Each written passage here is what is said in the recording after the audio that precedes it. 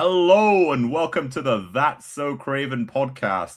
I still haven't quite got the hang of the intro video, but I think I timed it well. But we have a special show for you tonight.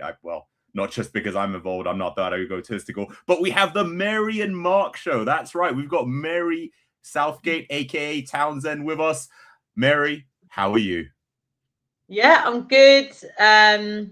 I'm happy because I won my game yesterday, but I'm not so happy because Fulham lost Saturday. So I've got mixed emotions here. But I'm excited to do a little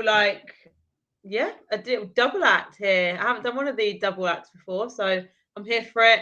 Um, Hopefully we've got some of our regular listeners, and then we can have a little chat with them as well. But yeah, there's so much to talk about, isn't there, from this game? Blimey. So yeah, Yeah, we've got plenty to talk about. I'm excited. Like you said, we haven't done this double act before. I'm gonna try and keep it positive. I did say in the pre-show that I'm gonna be the negative one, and Mary needs to bring the positivity. So there's gonna be a lot of salt for those of you familiar with gaming slang. There's a lot of salty tears coming from Mark, and Mary will bring the joy. So that's the plan. I'll start on a positive as well. The sun was shining. I was taking one of my Arsenal buddies who they are winning the league in the most horrific fashion, but that's a whole other pint and conversation. But we were walking through Bishop's Park. It was looking good. A dad with two kids in front of me. I'm just yammering away with my usual nonsense about ESR and Leno and whatever links we have with Arsenal. And this young dad turns around. He's like, "I recognize you." And I felt, this is what Hugh Jackman must feel like, but on a daily basis. I know he's not part of that, so Craven, so maybe it's not as impressive, but that was about the highlight of the day. And there was another little highlight, and then after that it kind of, less highlights. That's a big moment. That is a big moment. I'll take it. I was very pleased. I felt like a very big man in front of my mate.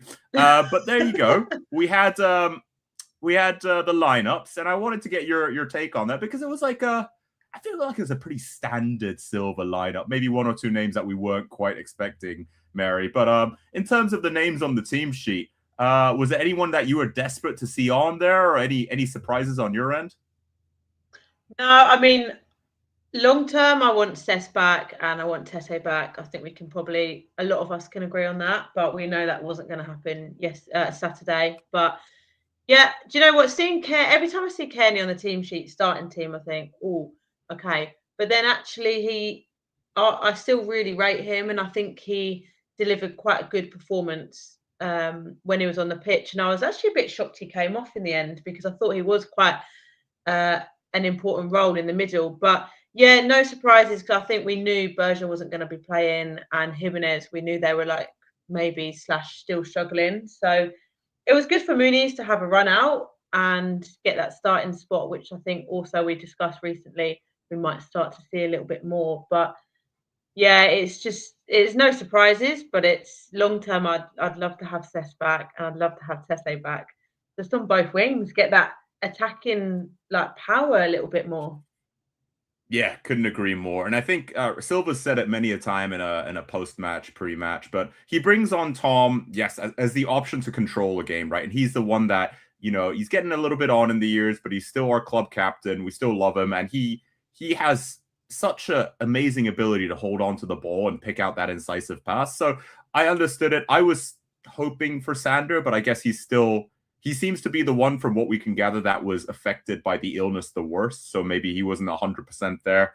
And maybe a bit of a controversial take from me. Maybe not. Well, we're going to get your opinion on it, Mary. But I don't know, in my opinion, if Wilson has done enough to lock down that spot. I know he's had a fantastic season. He's outperformed XG by 4 goals or something crazy like that. I know he is a deeply talented player, but honestly, I just haven't seen it the last 4 or 5 games. And I've mentioned this in our group chat quite a few times that I don't like the attitude. I'm not saying he has an attitude problem, but I'm seeing a lot of throwing hands up in the air when he doesn't get the perfect ball. And that's the game sometimes. The game sometimes isn't going your way. The game sometimes the ball you want isn't coming to you. And I'm seeing a lot of exasperation and not a lot of results. So do you think that's fair? Do you think we should be looking at maybe starting Bob or starting Kevin? The names we'll get onto later, maybe next match against Wolves? Yeah, I fully agree. I think the last few games, and I suppose since there's been the talk of him possibly leaving or most likely leaving, I think we've probably seen a slightly different Wilson where he's not um, he's not influencing the game and impacting the game quite as much as he was at the start. Not just in terms of goals, but like you said, he seems to be a bit more on the back foot or waving his arms or just not really. It's like half-hearted sometimes. There was a few moments I Hmm. thought he was a bit half-hearted with his defending or his press, and I don't know whether that's just didn't notice it fully before or it's that he's actually just started to drop off a little bit. But I do agree. I don't know if I would be starting him in the next two games. I think, especially with all the talks of what's going to go on next season with him. But then I look at who I don't think I'd start Bob yet. I think I've not turned off Bob, but I think I'm not at the stage where I think he's a dangerous threat at starting. I think I'd probably like to see Kevin have a bit of a shot again at starting and being down that wing. But yeah, I think it's time that Wilson possibly has a little bit of change. And I mean, it's late on in the season; it's not really going to impact whether he he trains harder or plays better because he's probably going to be off anyway. But yeah, I'm just not sure he's influencing the game as much the last few weeks. But I don't know. Who would you start instead of him? I like Bob, and we'll get onto that in a bit. I think Kevin is also a very good shout. What I like about Bob is his tenacity. He's clearly a very skillful player, and he had that lovely moment in the second half that we'll get to. But he even defends aggressively. Like, he's not a big guy. He's probably 5'3". It's like seeing a particularly aggressive Oompa Loompa. But like, I love it. I think we only really see that from Reedy and Bassi, maybe Lukic, just someone with a little bit of bite in them, a little bit of fire. So I think that goes a long way with the fans. That goes a long way with me to see someone that really, really cares at every aspect of the game, right? Not just the luxury bits where you can do some glorious dribbling and bang it postage stamp. We know Wilson can do that, but all aspects of the game.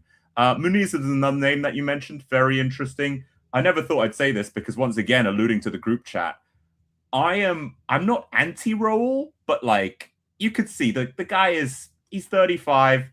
Muniz has been injured. He's gotten a bit tired. He works really hard. He's amazing from the spot. But weirdly, backtracking a little, I want to see him back. I mean, Muniz, he just doesn't seem to be the same. And I'm not saying he's gone. I'm not saying we need to sell or get rid, but you can really, I guess you don't know what you've been missing until it's gone. And I actually really appreciate that.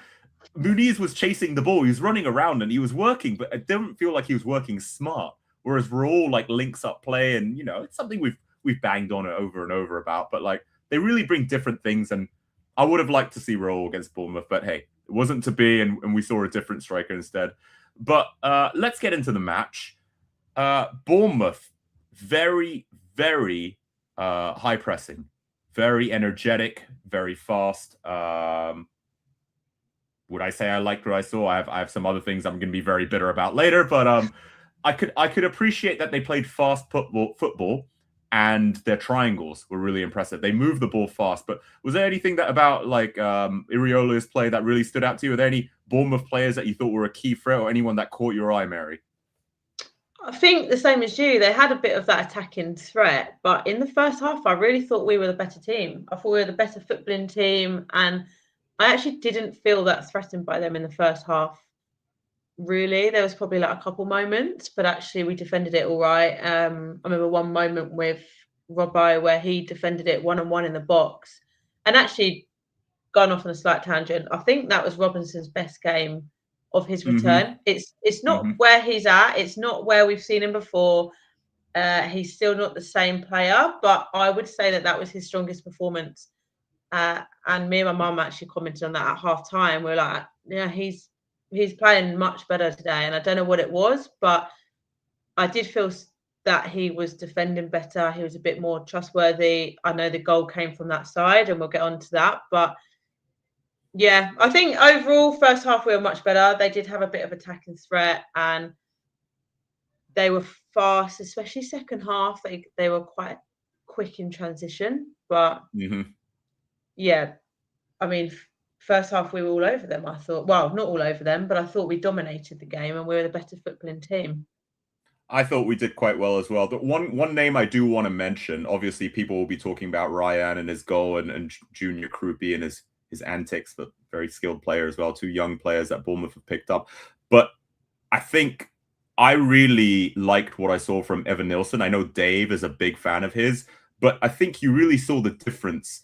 The lad's got pace. I didn't realize he was quite fast because he's not massively tall, but he does seem like quite strong. But he would take advantage of his pace. And I think he might have beaten Anderson or Castagna, whoever it was, once or twice to the ball, even though he was starting in a foot race behind him.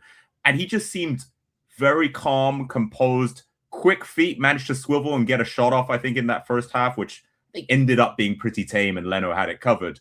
But I think composure is the word I'm looking for. And I hate, you know me, I hate to big up the opposition, but that was pretty impressive. I really saw a difference in two Brazilian strikers. I saw our guy, love him to pieces, definitely has talent, but just a bit more nervy, a bit less sure of himself. And Evan Nilsson stuck to the game plan. Like I said, very composed, very quick thinking. And I would have liked to have a striker like that. And maybe we have that in role.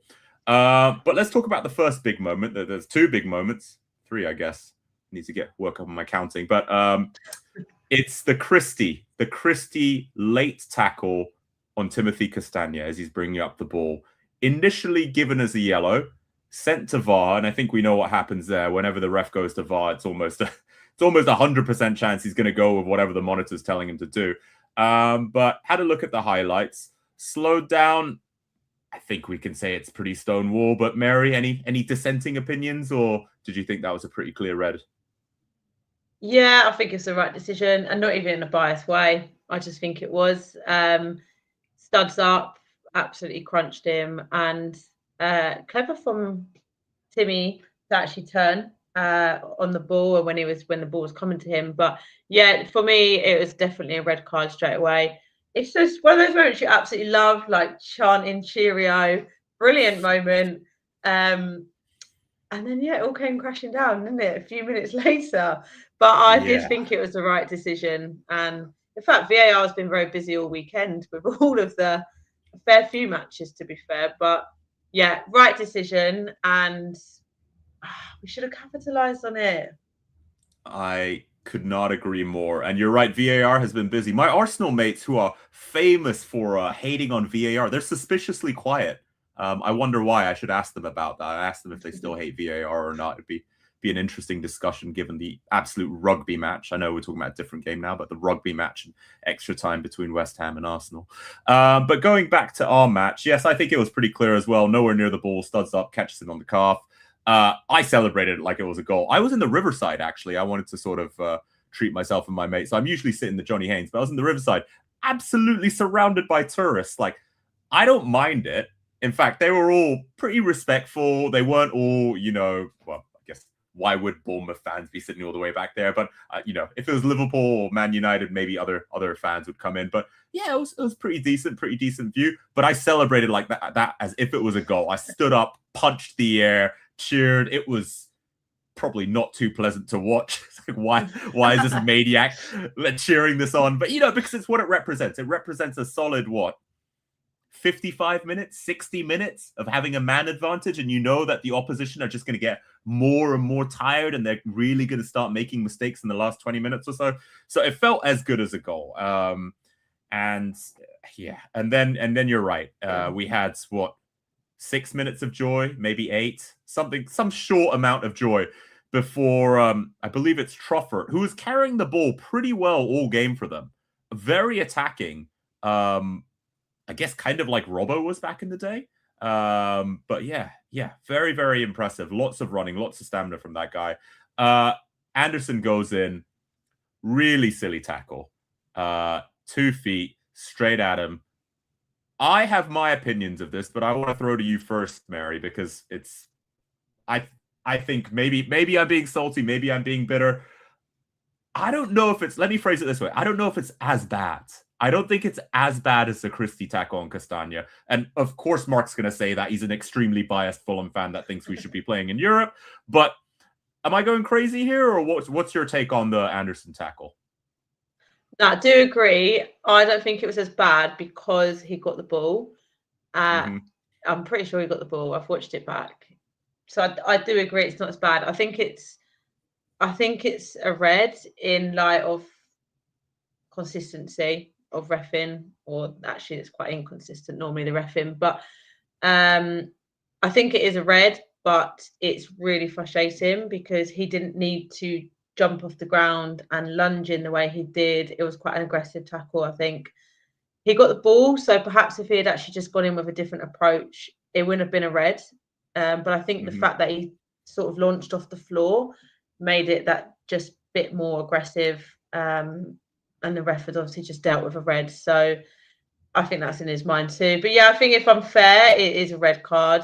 It's just frustrating and it's not as bad as the one before. But it's just really annoying. Like, as soon as they had their red, I thought this is really good because they are playing for something still. And so they were still going to have to come out the blocks even with a player down.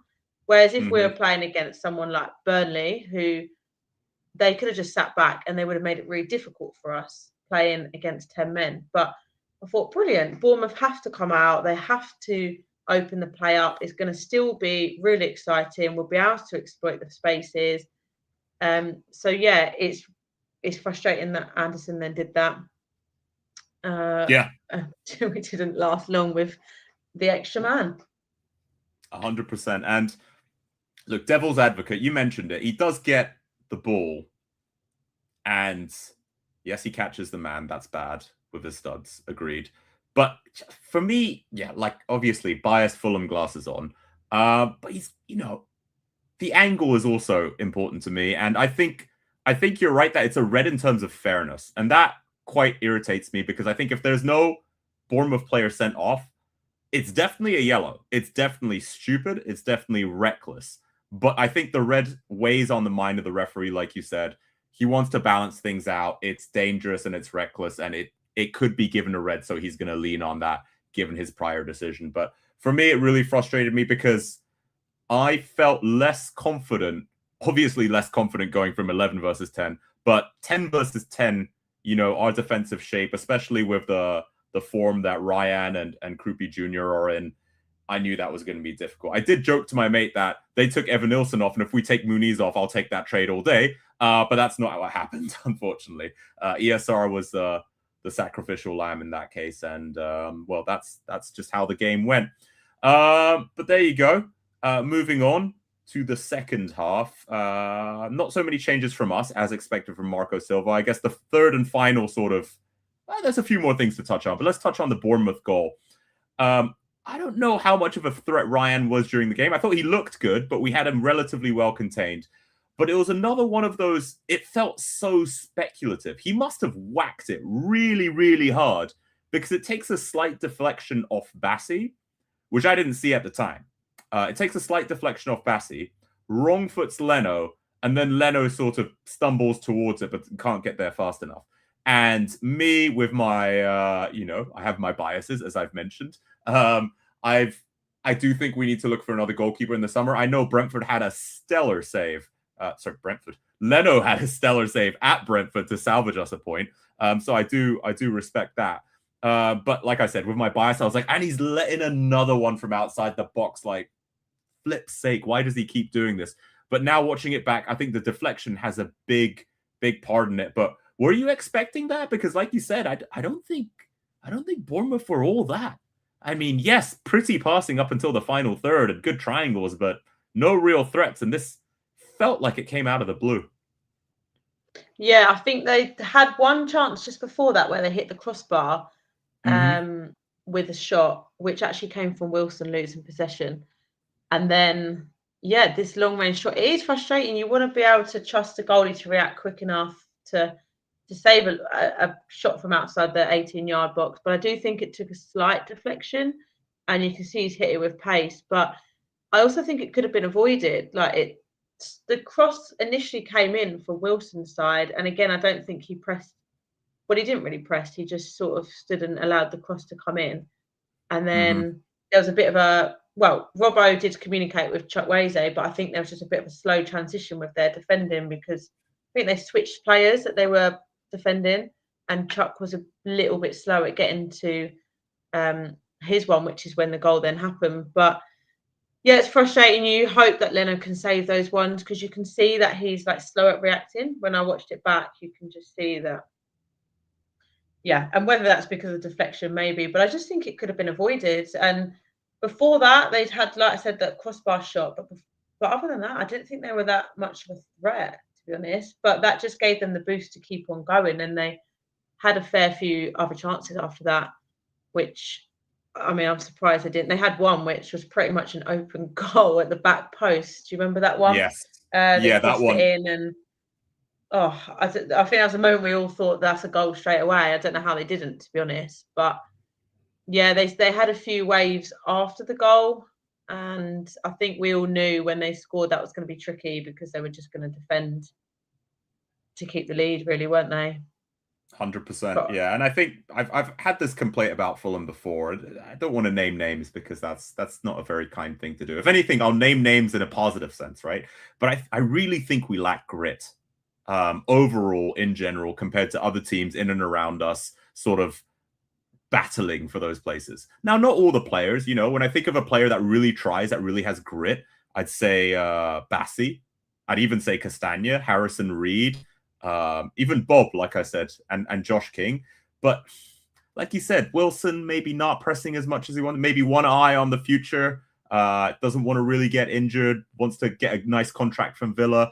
But you gotta, you know, when we're that close to Europe, I feel like you really have to give it your all, and it's once again really disappointing. It seems like we're given match week after match week until recently. A lot of the results go our way. We can still climb the table. I think Europe is still a mathematical possibility, but all these different things have to happen, and the universe and the stars have to align. And I'm kind of over it at this point. But yeah, it just seems like we don't have that extra 5% in the tank to really grind out a result or push for it. So yeah, it's a bit of a yeah, lucky deflection, but it's deeply frustrating.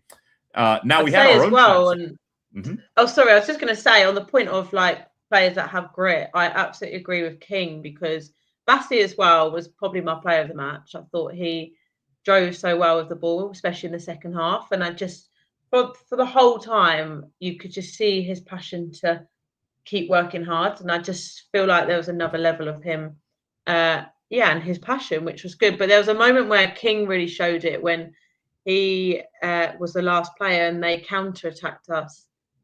And I remember at the time King was unsure whether to go or not, and he dropped off and just sort of delayed. And actually, I can't remember who it was that was attacking, but they beat King, and then he got back and he blocked it again, and then he blocked it again and cleared it. And actually, I Yeah. thought that the desire in that from him to block and then clear it was just like all in a 6-yard box was just, yeah, really. I found that like a really good moment, which showed showed how much he cared, and he was really playing for the badge and really trying to protect us from conceding anymore, I guess. But they were two players I really thought that were still battling on the pitch, Bassi and King. Yeah, agreed. And I think heads can drop in that situation, right? Like the red for us, and then the goal conceded. But I really, yeah, if we could lock down King to an even longer contract, I would do it. Him and Bassi in a heartbeat. They've been massive for us. Not every game, right? Sometimes they go missing, but more often than not, I see great performances and I see great heart. And I think for me that's really encouraging and that's really inspiring. So that's pretty awesome. But he did have his not quite moment in the sun, his almost moment in the sun. He was just about to come out of the shade. But yes, you know, a nice attacking move for us. Possibly a little bit out of desperation, just throwing everything forward. A mess in the box, and the ball lands to him and hits the crossbar. Man, that would have been beautiful. It would have felt like a win. I think it was in the 94th minute as well. And I mean, yes, they hit the bar, but we hit the bar twice as well. Before Anderson was sent off, he had a sort of floating header that looped there. But I suppose it wasn't to be. But I really want King to do well. I think it would have been well deserved, like you said, for all the work he's put in. He's really a fantastic player for us. So yeah, he deeply looked encouraging. so gutted as well, which you would be if you have a chance of scoring right at the end. But he looked so gutted, like put his head in his t-shirt, and I suppose he just thought he could have had that. And like you said, it would have felt like a win for us. scoring in the last minute. But again, great touch, great turn out of his feet from him, and just bang, had that shot. Yeah, it's just, and then it was an absolute scramble with Muniz half getting a toe to something. But yeah, I just want him to keep on pushing. I think King's one of those players that's a real impact player when he comes on, and I also don't mind him starting now, but when he comes on, I think he adds so much to the game, and you sort of trust that he's going to bring us forward and help us play on the front foot a bit more. And he is really forward thinking. He just does it with quite a good pace. And so, yeah, I think it would be great if we can just lock him down for a little bit longer. So I think he's still got a lot more to come, and probably a bit like Cess, he's just going to keep on developing and be quite a key player for us in hopefully in years to come. 100%. I would really love if we get to keep him. I think it pains me to say it, but his ceiling probably is above Fulham. Maybe not. I think it is. But if we can once again lock him down to a long contract, get a few more years out of him, and sell him at a very nice profit. If we have to sell him, I'd love to keep him. That would be ideal. But there you go. And going back to what I was saying earlier, I'm going to monologue a tiny bit, Mary. But feel free to jump in and interrupt me if you think I'm being irrational. But I did promise our listeners some salt, right? Some bitterness. And I got to say, Bournemouth, in my eyes, they have it in their DNA to time waste. In their DNA. What am I talking about? Under Scotty Parker, 2 or 3 years ago, Neto was their goalkeeper. That dude was time wasting in the first half when they were in the lead. That was ridiculous. And in this match as well, Alex Scott, another player I really like, great pickup from Bristol City for Bournemouth, right? Somehow gets cramp or injures himself off the pitch. You can see him sort of struggling a little bit, hauls himself up, moves 2 meters on the pitch, and then falls over again. And I know it's part of the game, but I just find it so cynical, Mary. I can't stand it. If anything, I say Fulham should time waste more. But this was so blatant. I mean, I have more examples, but for you, is this something that you just sort of accept, like, they'll time waste, we'll time waste? It's like, it is what it is? Or oh no, they were like another level. They were definitely like a noticeably bad level of time wasting, and from quite early on in the second half as well. But also their fouls. They were just, there was one in the back of, was it in the back of Muniz, and they didn't even get a card for it in the second half. I just think they were really clever but dirty with their fouls. But the time wasting was just so annoying, because it was you're always going to time waste a bit. You're going to try and do it. You want to hold on to that win. We're all going to do that. But I agree with you. I just feel like they're the worst team I've seen this year for the time wasting, 100%. And it just absolutely grinds your gears, isn't it? 100%.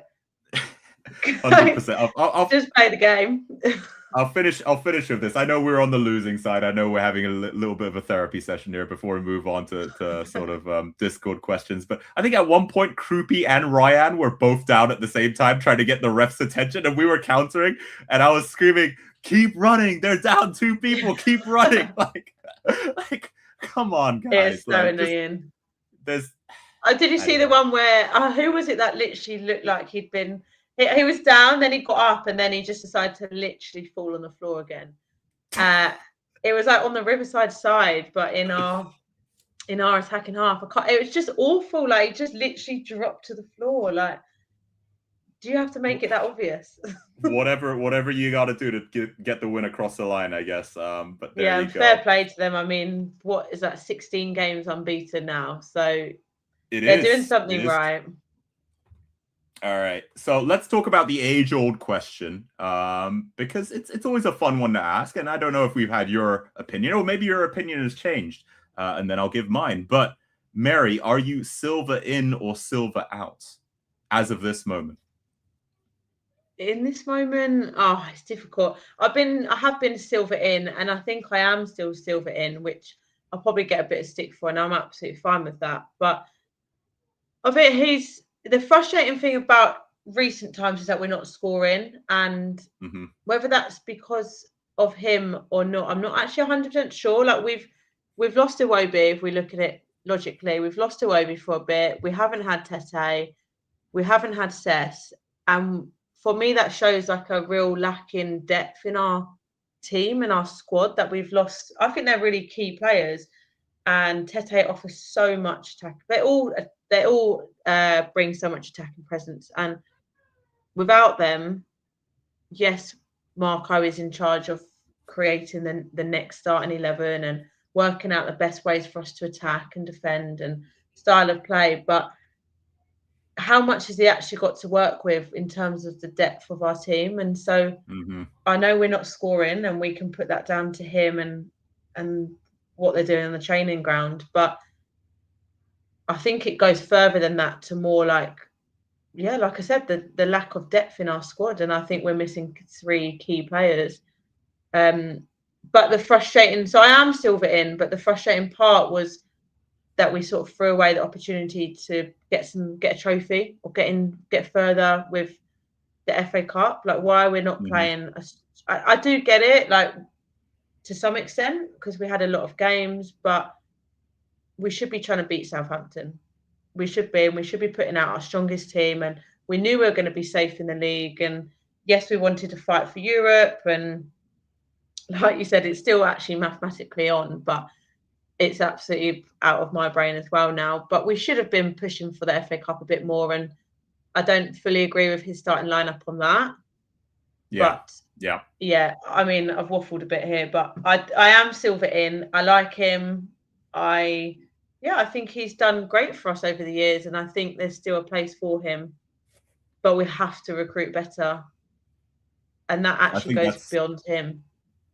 That's a really good point. I do think the recruitment has largely let Silva down. Some people will say, well, we've broken our transfer record, what, 2-3 seasons in a row, maybe?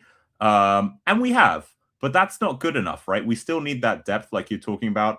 I'm going to say 3 letters that I have banged on about enough in the group chat, but I want to spread it to everyone listening. KDH, Kiernan Dewsbury Hall. What a season he's having for Everton. God, could we use an 8? An 8 that can attack and defend, an 8 that can deliver a cross, because those Sasa Lukic balls were going nowhere with all the corners we got against Bournemouth.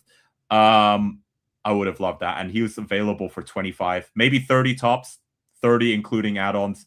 We should have been all over that, because all respect to Everton, I know they're a historic club. I know they've never been relegated from the top flight of football, but he would have come to us. Come on. Off moving from Chelsea to Fulham, or moving from Chelsea to Liverpool. Like, not Liverpool FC, but Everton and Liverpool, as you guys know. But I think we really missed a trick there. And hopefully we don't miss a trick with Hayden Hackney. We'll see. I'm sure he's on many clubs' radars now as well. But in answer to my own question, Silva in or Silva out, I think I've changed a little bit. I'm not going to go with the obvious answer of saying, yeah, I'm Silva out. He's done so much for us. But I'm going to go for something worse. I'm going to go for Silva meh, as in I don't care anymore. If he leaves to Benfica, great. Thank you. You've done a lot for us. You made us better. You made us stable. I'm happy. If you're in, great. I still think you're an amazing manager. You need better recruiting, but I'm happy to have you here. But I'm just exhausted of this saga of maybe he'll sign, maybe he won't sign. He's using it as a gambling chip to see what he can get from the Khans in terms of recruitment budget and players next season. I understand all that, but at the same time, almost like with players and Wilson, though we've kind of resigned our fact to the Wilson that will probably leave to Villa, but like I want someone that wants to be here. And sometimes I think we sell ourselves short, right? I don't want to get too preachy, so I'm going to wrap it up, but we are a Premier League, established Premier League football club in London with the best stadium. Hands down. If you've been to the Riverside on the Thames, sun on your face, cold beer in your hand, it can't be beat. I don't care if you got Emirates or the Hotspur Stadium, or definitely not Olympic Park or the G-Tech, but we have the best stadium in London. We got rich owners, great fan base as well. Got to mention that, obviously, but I don't buy that there are no good managers out there who are ambitious and who would fight for that seat to manage Fulham Football Club. So I don't know. I'm Silva meh. He can go, he can stay. Just make a decision, please. I do agree. The uncertainty is quite draining. I actually try and just ignore it, to be honest. I don't get too involved with reading everything, because I think no one knows, and no one will know really until the end of the season, and there's going to be a lot of paper talk. But yeah, like I said, I'm Silva in. I think he's done a lot for us, and he has stabilised us. And look at us, we're in the middle of the table. That's completely different to what we used to be, where we're like, well, we were the West Ham and Tottenhams of the league, and yeah, I mean, maybe now we need to be setting our bar higher and thinking, right, we are definitely an established mid-table team. Let's start pushing on, and that's for the Khans to do. But yeah, I think it's probably creating a bit of uncertainty, and that's really frustrating because at least with Bournemouth, their managers go in and they've still played with so much heart, and they've still gone and got a win, and they're still pushing on, and they're doing that knowing what the situation is. So yeah, it's frustrating, but I would like him to stay, definitely. I think that's a really interesting point. I did think about that as well, but both of us, theoretically, maybe Bournemouth for sure, I guess, but you know, Silva as well, Bournemouth and Fulham, we both have managers leaving. We're both in roughly the same spot, but one team was really trying and one team was kind of trying, and I think that's what frustrates me as well. But I think you're right. It is a change. It is a change from the Ranieri days. It is a change from the Scotty Parker days, that we are not looking down and we're looking up. And I think that's a very fair point for us to be aware of that. He's taken us to a good level, and maybe you just want more. You know, after 4 seasons of being established, you start looking up instead of looking down. But that's super fair. A few questions from the Discord. I guess I'm gonna sell our Discord here, but yeah, fun place, community to meet like-minded Fulham folk, banter, memes, jokes, and ask us questions and interact with us. So there you go. That's pretty fun. But the first question from Jimmy D, I'm going to paraphrase a little bit here because I just don't know that many managers. But he says, who will be next season's managers? Top 3 possibilities. Well, let me get a name from you, Mary, and then I'll come up with my own name myself. But yeah, probably some quick wikiing from me. But go ahead, well, Mary. I'll take Bournemouth's manager. He's got a good style of play. He's much faster than, like Steve Reynolds just said in the chat, we're playing quite slow at the moment, and I don't think they are. They tend to play quite fast, attacking, transitional play as well. They've got a strong defensive line. Yeah, I'll take him. I don't think he will be coming to us, but yeah, I like the fact he's getting the results, isn't he? And 16 unbeaten, I think says quite a lot. And how they're sitting, I mean, they're sitting in 6th. That just sounds mad. Bournemouth in 6th. But credit to him and credit to them. But yeah, that's my first locked answer. Fair enough. That's a great answer. There's a couple of names being bandied about in the chat. McKenna for Ipswich, though he's just gone up with them. So I think it feels like it would be in poor taste to leave after you've got someone up. But I think Maresca did that with Leicester, didn't he? So I guess it is possible that you can go up with a team and then jump to a competitor in the Premier League. We've also heard Thomas Frank. That just feels a bit weird, especially because he was the one that, yeah, it's nothing on him as a manager. I actually think he's perfectly capable mid-table manager. But there's just the history there is just, as Gen Z would put it, it gives me the ick. He's slightly, and I actually just can't stand how he chews his gum. I just can't stand it. Oh yeah, it's like wide. Oh, just like close your mouth. Close your mouth. But no, the fact he's been at Brentford is just too much anyway. Perez is a name that's come up. I hope I said that right, and I hope I got that right. But I think he sounds possibly quite exciting. I have very little to no knowledge of what he does, so I don't know why I mentioned him. But people said he's attacking and creative and dynamic, and I like that because, like you just mentioned, and like Steve said, and like we saw, my Arsenal buddy said it as well while watching Fulham.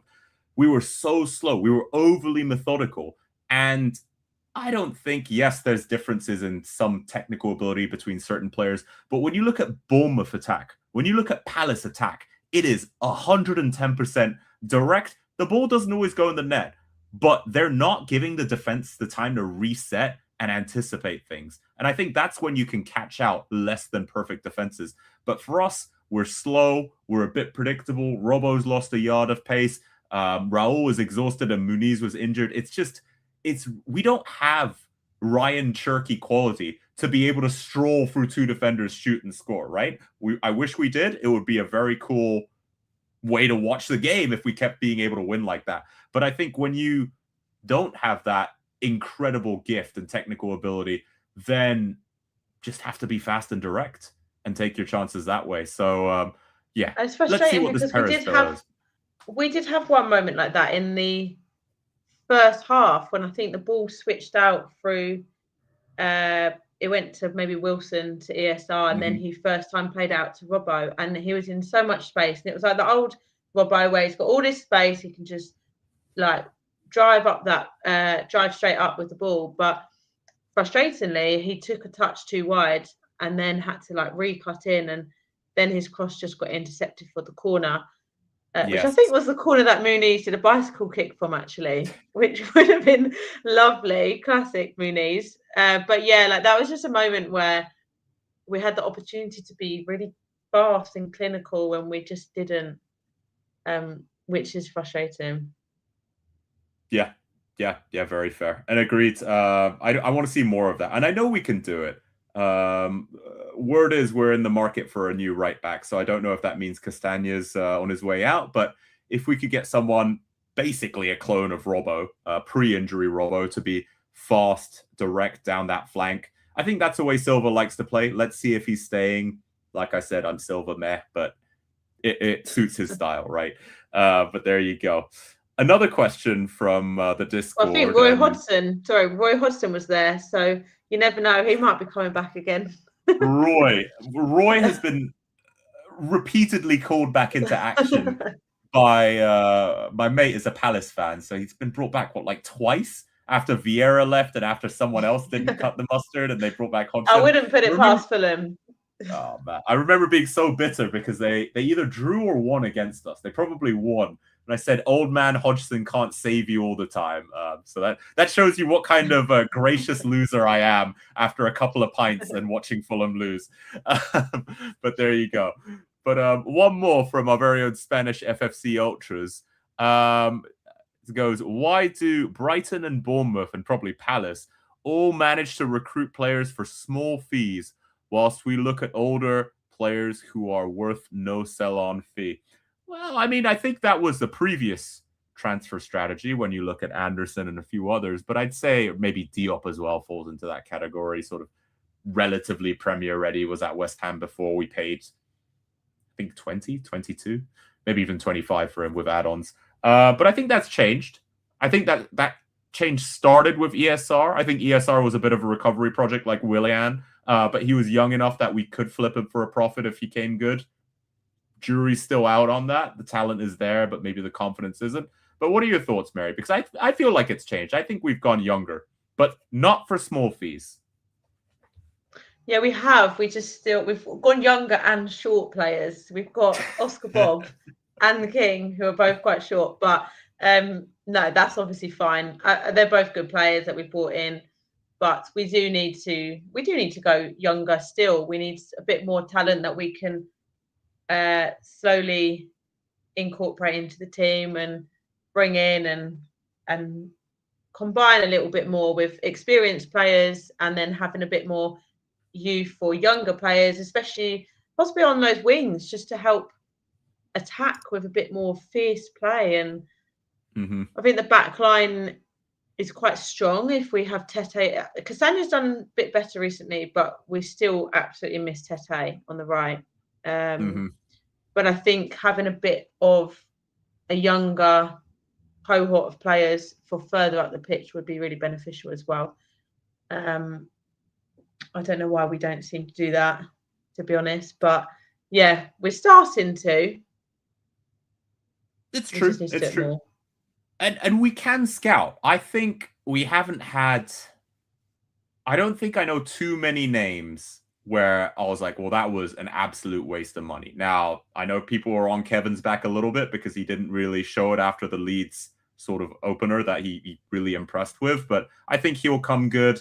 And we can do good business for a low fee. The example I always point to, one, Leno, who's been incredible for us, now getting a bit on in the years, but I think we signed him all in for 8 million, which is ridiculous for, like, honestly, at the time, a top 6 keeper. And I think he was top of his metrics. I don't know, expected goals versus what he let in for the first season he was with us. So he was immense season 1 Leno. But also Jorge Cuenca, 7 million or 8 million or something like that. And not unfairly, because I think Bassi has earned his place.